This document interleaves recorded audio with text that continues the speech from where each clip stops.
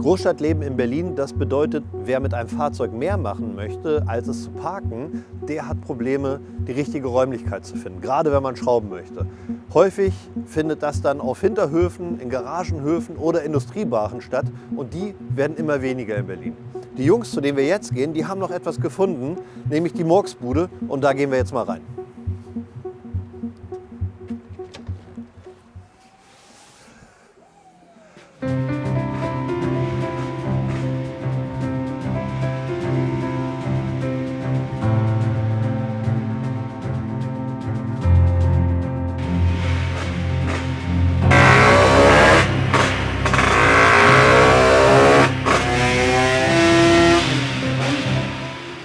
Jetzt sind sie schon drin in der Murksbude und zwar sitze ich direkt neben Harry und Matze. Das sind die beiden Gründer dieses Imperiums.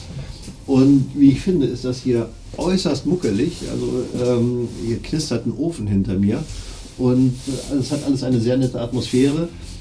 Aber als erstes würde ich gerne, dass ihr beide euch mal vorstellt. Jo, ich bin der Harry, bin gebürtiger Österreicher, bin schon seit 20 Jahren jetzt in Berlin. Und ja, schraube mit Matze schon auch viele, viele Jahre.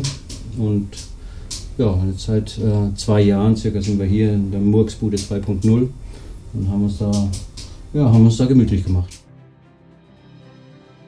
Ich bin Matze und kenne Harry auch natürlich schon einige Jahre und hatte die erste Garage in Kreuzberg. Hatte ein paar Probleme mal mit dem Roller, wusste Harry, ist früher auch Roller gefahren, habe ihn gefragt, ob er Bock hat mitzuschrauben und Harry kam dazu und ist mit in die Garage in Kreuzberg eingestiegen und hat seitdem sich auch rollertechnisch vervielfacht sozusagen. Inzwischen hat er mich auf jeden Fall überholt, modellmäßig. Aber genau, ihr kanntet euch auch schon ohne Roller, glaube ich. Ne? Woher kanntet ihr euch? Jo, über die Arbeit. Ja, genau. Habe ich mir eingestellt. Ja. Ihr seid Arbeitskollegen? Wir sind Arbeitskollegen. Das ist ja fast noch mehr als in der Ehe, ne? Arbeitskollegen und Garagenpartner. Ja, wahrscheinlich sind wir wirklich mehr als... Wir versuchen uns nicht so oft auf Arbeit zu begegnen. Ja. Genau, nur in der Garage. Sehr gut. Ja. Und wie ist es zu dem Namen Murksbude gekommen? Kreuzberg hatten wir halt mehrere Garagen nebeneinander und da war dann so ein Motorrad-Customizer, der natürlich nur hier schön Viertakt-Kram da sich gebaut hat und der guckte dann bei uns rein und mit dem wir auch inzwischen gut befreundet sind, aber der meinte dann auch, Jungs, ey, das ist doch alles hier Murks und ihr seid doch die Murksbude. Ne? Und seitdem dachten wir auch, ja stimmt, wird ja auch irgendwie viel rumgemurkst. Ne? Okay. Und, ja. Aber ich glaube, die Meinung hat er wahrscheinlich relativ schnell geändert. Wenn man sich das hier heutzutage anguckt, da steht ein Prüfstand mit 3 Bildschirmen, also dieses Multimedia-Ereignis, wenn hier ein Prüfstandslauf stattfindet, glaube ich. Das sieht alles schon recht professionell aus.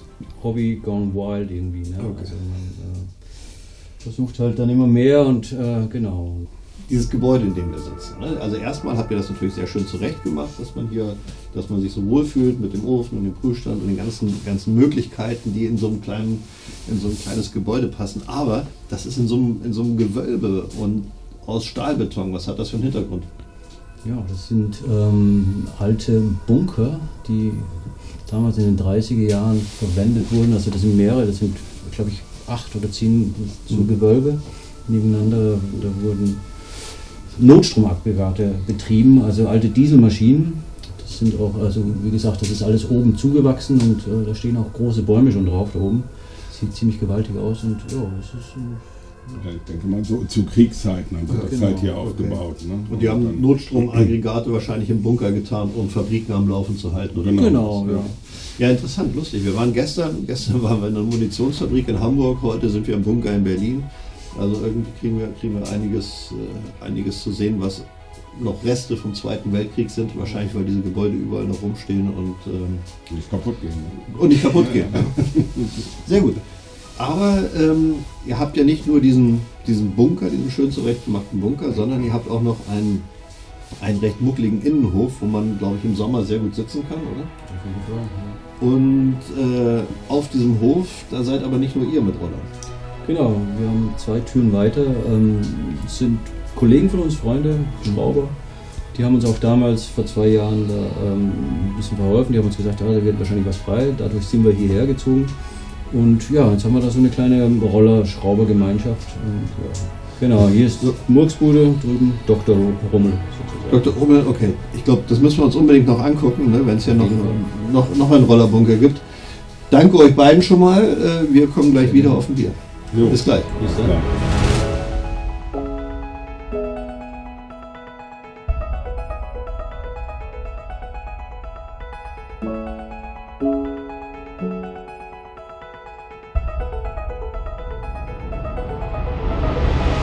So, jetzt bin ich im nächsten Bunker angekommen und zwar in der, wie heißt das, Praxis Dr. Rummel. Wer ist Dr. Rummel von euch? Ja, Alle. alle. Okay, ihr heißt alle keiner. gleich? Nein. Wie heißt ihr? Mögt ihr euch vorstellen? Ich bin Max. Max? Ich bin Reinhard. Ich bin Steffen. Okay. Und wie kommt ihr zu dem Namen Praxis Dr. Rummel? Naja, in erster Linie deshalb, weil das hier die Rummelsburger Bucht ist.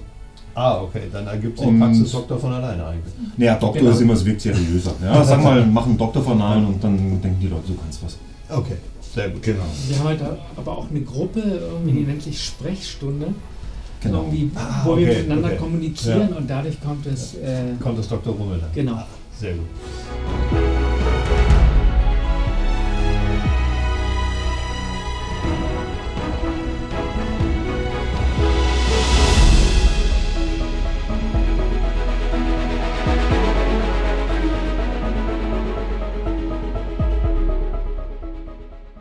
Also es wird immer enger und wir müssen uns so am Riemen reißen, nicht doch noch so neue Roller zu holen. Und wie lange seid ihr schon dabei? Wie lange fahrt ihr schon Roller?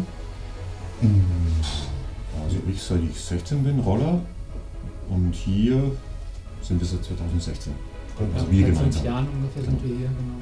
Seit 5 Jahren schon? Ja. Ah, okay. Mhm. Sehr gut. Was ist das hier eigentlich für ein Roller?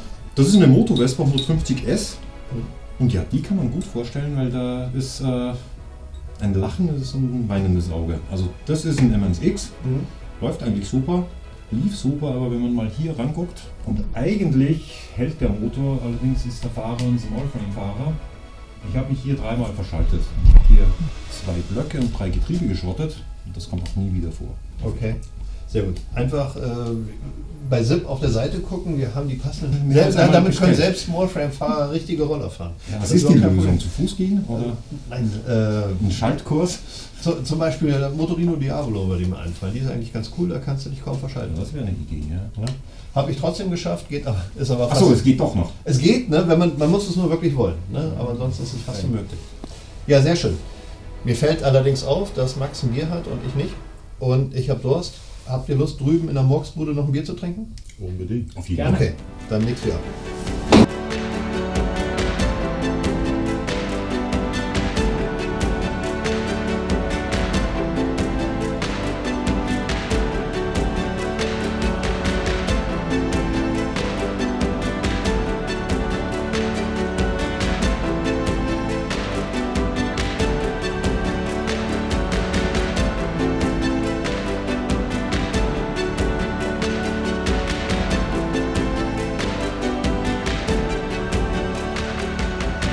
Ich bin zurück in der Murksbude, habe mein Bier bekommen, ein bayerisches Bier in Berlin. Ich sage danke Jungs, dass ich mir eure Bunker anschauen durfte. Das ist wirklich cool und sehr muckelig geworden hier, da komme ich gern wieder. Wenn es euch gefallen hat, Herzchen drücken, Bimmel drücken, wieder einschalten. Bis zum nächsten Mal. Prost.